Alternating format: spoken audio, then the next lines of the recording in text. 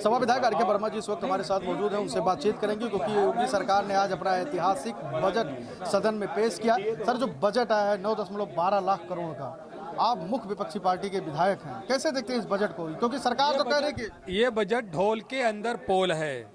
इस बजट में वह बेरोजगार पूछ रहा है जो उत्तर प्रदेश का रहने वाला है, गुजरात में जाकर के साड़ी की कंपनियों में रोजगार कमाता है, मुंबई की सड़कों पर जाकर के टैक्सी चलाता है, दिल्ली की सड़कों पर जाकर के पटरी का व्यवसाय करता है। वह पूछ रहा है कि हमारी उत्तर प्रदेश वापसी कब होगी, हमको उत्तर प्रदेश में रोजगार कब मिलेगा। वह प्रतियोगी छात्र जो अच्छी पढ़ाई पढ़ करके जो अच्छी नौकरी के सपने बुन रहा है, वह पूछ रहा है क्या आपके बजट में नौकरियों का सृजन हुआ? क्या आप कितनी भर्तियां कराने जा रहे हैं? क्या उसके मदों में बजटी व्यवस्था की गई? क्या सबके सपने टूट गए। किसान पूछ रहा है कि अभी तक पूरे 9 साल तक खाद के बदले लाठियां मिली हैं, उसको खाद मिलने की व्यवस्था क्या की गई? क्या सरकार के पास कोई जवाब नहीं है। यह बजट ढोल के अंदर पोल है, इससे उत्तर प्रदेश की जनआकांक्षाएं कभी पूरा नहीं हो सकती। ये तो कह रहे हैं कि जो गरीब कन्याएं थी उनको 50,000 रुपए मिलता, अब 1 लाख देंगे। कह रहे हैं किसानों को 2023 से ही सिंचाई मुफ्त कर दी है, आज किसान माला माल हो रहे हैं। गन्ने का दाम 30 रुपए क्विंटल। नहीं, मैं पूछूं कि क्या किसानों के डीएपी की खाद सरकार मुहैया करा पाई? क्या इंसेक्टिसाइड पेस्टिसाइड के दाम कम कर पाई? क्या किसानों के फसलों के न्यूनतम समर्थन मूल्य को जो महंगाई के अनुसार जो बढ़ रही है उसके अनुसार बढ़ा पाई? सरकार के पास कोई उसका जवाब नहीं है। वित्त मंत्री सुरेश खन्ना शायरी कह रहे थे कि आसमां में वही सितारे चमकते हैं जो अपने आप को पसीने में डुबो देते हैं। योगी आदित्यनाथ के लिए कहती है, शायरी को कैसे देखते? देखिए, ये बजट शेरो शायरी वाला ही बजट रहा है, तो निश्चित रूप से ये बजट ठीक वही है कि मुंगेरी लाल के सपने दिखाने वाला बजट है। और जो पसीने में डुबोने वाली बात करते हैं तो निश्चित रूप से ये आईना जो है ये उत्तर प्रदेश को दिखाया है कि पसीने में डूबे मुख्यमंत्री जी नहीं हैं, पसीने में डूब करके उत्तर प्रदेश का एक एक व्यक्ति अपने परिवार की मुश्किल से जीविका चला रहा है, महंगाई और बेरोजगारी से मर रहा है। सपने पाल के बैठे थे कि स्कूटी देगी योगी सरकार, क्योंकि मैनिफेस्टो में था, उस पर तो कुछ 400 करोड़ में क्या होगा? 400 करोड़ में कितनी बेटियों को स्कूटी मिलेगी? ये तो केवल एक सिंबॉलिक हो गया, उनकी भावनाओं को ठगने जैसा व्यवहार हो गया, इसके अलावा और कुछ नहीं। सपा विधायक संग्राम यादव जी हमारे साथ मौजूद है बातचीत करने के लिए। योगी सरकार ने अपना आज ऐतिहासिक बजट लाया, 9.12 लाख करोड़ का ये बजट है। जो बजट आया है, वित्त मंत्री सुरेश खन्ना जो पढ़ रहे थे, शायरी ताजो शायरी कर रहे थे, तमाम बड़ी बड़ी बातें की, कैसे देखते हैं इस बजट को? वित्त शायरी कलमा कुछ था ही नहीं बजट में, न किसानों के लिए कुछ है, न युवाओं के लिए कुछ है। तो इस तरह देखा जाए तो बजट केवल कागजी ख्याली पुलाव के अलावा कुछ है भी नहीं बजट में। गन्ने का दाम बढ़ा दिया 30 रुपए क्विंटल। कुछ भी नहीं किया, कुछ भी नहीं किया, और पुराना बजट ही नहीं खर्च कर पाया। नए बजट से इनके क्या उम्मीद है? अच्छा, ये बताइए कि जैसे वो जो कह रहे थे, जैसे स्कूटी की एक योजना चलाए थे, मैनिफेस्टो में भी उनके था, उसका कोई जिक्र नहीं हुआ। नहीं, जिक्र है, आपने पढ़ नहीं पाया, जिक्र है। तो क्या वो आखिरी विदाई का बजट था, तो उन्होंने वादा कब किया था? आज आखिरी बजट में, विदाई बजट में उन्होंने 400 करोड़ रुपए का प्रावधान किया है। लेकिन वो 400 करोड़ में कैसे हमारी विदाई जो छूट गई हैं 4 सालों से, जो आपका वादा था, वो कहाँ पूरा होता नजर आ रहा है? तो एक तरह से आंकड़ों की बाजीगरी है, इसके सिवाय कुछ भी नहीं है। शायर शायरी सुना करके सिवाय मुख्यमंत्री की प्रशंसा में वित्त मंत्री जी खुश करने के लिए उनको बहुत कुछ सुना रहे थे, इसके अलावा कुछ भी नहीं है। एक शायरी सुना है कि सितारे वही चमकते हैं आसमान में जो पसीने में खुद को डुबो देते हैं। तो किसान के पसीने का दर्द है उन्हें पता, किसान के पसीने का दर्द है उन्हें पता। किसान जब अपना पसीना बहाता है, खून पसीना एक कर देता है, तो किसी तरह से फसल उगा पाता है।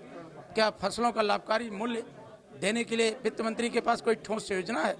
और किसान का बेटा बरसों बरस प्रतियोगी परीक्षाओं की तैयारी करता है, जब परीक्षा का तिथि नजदीक आती है तो पता चलता है कि परीक्षा स्थगित हो गई। अच्छा, एक लास्ट नौजवान के पसीने का दर्द है पता वित्त मंत्री को? लास्ट सवाल है आपसे। आप लोग प्रदर्शन कर रहे थे, सुबह कह रहे थे कि लखनऊ का इंजन दिल्ली के इंजन से टकरा रहा है, उसका क्या मतलब है? कौन किससे टकरा रहा है? दोनों बुरी तरह से टकरा चुके हैं, इसलिए उनका आखिरी विदाई ढोल गाजे के साथ हो चुकी है। माननीय अखिलेश यादव जी के नेतृत्व में नई सरकार उत्तर प्रदेश में आएगी। नसीम सोलंकी जी इस वक्त हमारे साथ मौजूद हैं। उत्तर प्रदेश की योगी सरकार ने आज ऐतिहासिक बजट पेश किया है 9.12 लाख का। इस बजट को कैसे देखती हैं मैम, कितना अच्छा है या बुरा? नहीं, हम तो नहीं अच्छा मानते इसको। महिलाओं के लिए स्कूटी का दिया गया है, अब पहुंच जाए बच्चियां स्कूटी तक, पर वो सुरक्षित रहेगी जब तो पहुंचेंगी। तो मेरी मांग है कि पहले सुरक्षा पे थोड़ा सा बजट निकाला जाए, कि बच्चियों के ऊपर सुरक्षा जो उनकी मजबूत पुख्ता है उस पर ध्यान दिया जाए। नसीम जी, ये क्या सुरक्षा लॉ एंड ऑर्डर को लेकर जो योगी सरकार लगातार कहते जीरो टॉलरेंस की नीति की बात करती है, लॉ एंड ऑर्डर होने मजबूत होने की बातें करती है, बड़ी बड़ी बातें करती है कि बेटियां सुरक्षित हैं? कहीं कुछ नहीं है। लॉ एंड ऑर्डर की बात करते हैं तो बच्चियां ही इतना उनके साथ दुष्कर्म हो रहा है, वो सुरक्षित नहीं है। तो कैसे हम मान लें कि जो है कंट्रोल हुआ है, बड़ा है और औरतों के लिए बड़ा है। मुस्लिम नेता उन्होंने आरोप लगाया कि मुसलमानों का शोषण हो रहा है इस सरकार में, जबरदस्ती उनके ऊपर मुकदमे लाते चले। क्या इस बात से आप? देखिए ऐसा ना, मेरा परिवार में तो ये बहुत तकलीफ का वक्त जो हम लोग ने देख ही लिया है, तो हम नहीं कहेंगे, ये पब्लिक कह रही है कि हाँ हुआ है शोषण, हम लोगों के साथ हुआ है जी। कैसी सरकार चल रही है? हम तो नहीं अच्छी कहेंगे। अच्छी नहीं है। 27 में आप लोगों की सरकार आ रही है, इंशाल्लाह इंशाल्लाह। कैसे देखते हैं इस पूरे बजट को? क्योंकि वित्त मंत्री सुरेश खन्ना तो शायरी पढ़कर बड़ी बड़ी बातें किए हैं, बड़ी बड़ी चीजें कहे हैं कि इसमें इस बजट में बहुत कुछ है। बजट में और कुछ ना हो, शायरी हमारे वित्त मंत्री जी ने बहुत अच्छी अच्छी छाट छाट करके रखी है। पर दुख की बात यह है कि बजट में जनता के लिए कुछ नहीं है। उत्तर प्रदेश की 24 करोड़ आबादी के साथ जो धोखा किया है वो सबसे दुखद है। 9.25 लाख करोड़ के बजट में मात्र 43,000 करोड़ रुपए इन्होंने नई योजनाओं के लिए रखा है, जो कि 5% से भी कम है। तो इसका मतलब आपके पास कोई विजन नहीं है, कोई नई योजना नहीं है। उन्हीं मतों में इन्होंने पैसा दिया है जो कि पहले से चल रही थी। तो ये तो विजनलेस बजट है। और बुंदेलखंड और पूर्वांचल का कहीं नाम तक नहीं है बजट में। तो पूरी तरह से दुखद है। और मैं कहूँगी कि जो वित्तीय घाटा इन्होंने 1.25 लाख करोड़ का दिखाया है, इसको पूरा कैसे करेंगे? क्या सरकार जनता पे बोझ डालेगी टैक्स के रूप में, या फिर जो पहले किया इन्होंने कि पैसा प्रोजेक्शन में दिखा देते हैं, विभाग खर्च नहीं कर पाते और उसी को वापस कर देते हैं, तो ये पूरा हो जाता है। वित्त मंत्री ने कहा कि सितारे बनकर आसमां में वही चमकते हैं जो पसीने में अपने आप को डुबो देते हैं। ये लाइन थी योगी आदित्यनाथ के लिए। वो तो कह रहे हैं कि हमने बहुत मेहनत की इस बजट को बनाने में, लाने में, जनता का सर्वांगीण विकास होगा। कोई दो राय नहीं कि उन्होंने इस बजट को लिखने में बहुत मेहनत करी होगी, पर इस बजट में आंकड़े भी उन्होंने बहुत मेहनत से बड़े बड़े कर दिए होंगे, पर जनता के लिए कुछ बड़ा नहीं है, ये तय है। जी अच्छा मैम, एक लास्ट सवाल। स्कूटी के लेकर मैनिफेस्टो में भी उन्होंने बातें कही थी और इसमें कुछ है नहीं प्रावधान, और लेकिन लड़कियों की शादी के लिए 1 लाख बढ़ा दिया गया, 50,000 से कर दिया। देखिए, स्कूटी का इन्होंने मैनिफेस्टो में 2022 में इसकी घोषणा की थी और 4 साल लग गए इन्हें उसको याद आने में, जबकि बीच में एक बार इन्होंने बजट में प्रावधान भी किया था पर उस वादे को नहीं पूरा किया।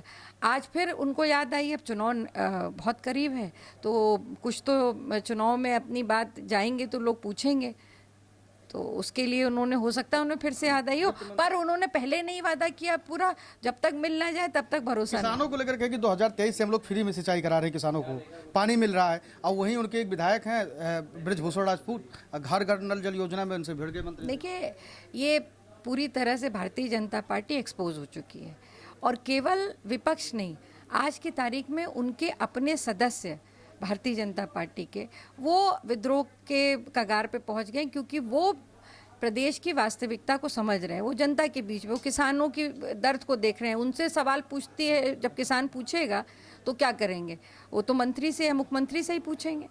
इसी तरह से जो नौजवानों की बेरोजगारी का प्रश्न है वो भी अपने प्रतिनिधि से ही तो पूछेंगे ना। तो झूठ बोलना, झूठे वादे करना, आंकड़े बड़े कर देना, इससे लाभ नहीं हो। केंद्र और यहाँ के दोनों बजट ऐसे ही पूरी तरह से खाली, वहाँ पे भी कोई ऐसा वो बजट में कोई नई चीज़ नहीं थी, दिशाहीन बजट था, ये भी है। अपना दल की विधायक सुरभि जी इस वक्त हमारे साथ मौजूद हैं। मैम, आज जो सरकार ने ऐतिहासिक बजट पेश किया है 9.12 लाख करोड़ का, उसको कैसे देखते हैं और किस तरीके से खासकर महिलाओं के जीवन को बदलने वाला है? देखिए, मैं धन्यवाद दूंगी आदरणीय प्रधानमंत्री जी का, हमारी केंद्रीय वित्त मंत्री निर्मला जी का, हमारे मुख्यमंत्री जी का और हमारे बहुत ही विद्वान वित्त मंत्री उत्तर प्रदेश कहा कि उन्होंने इस बजट को महिलाओं, युवाओं और किसान, जैसा कि आप जानते होंगे आदरणीय प्रधानमंत्री जी की सोच है कि इस देश को हम 4 जातियों में विभाजित करते हैं, महिला, युवा, किसान और गरीब।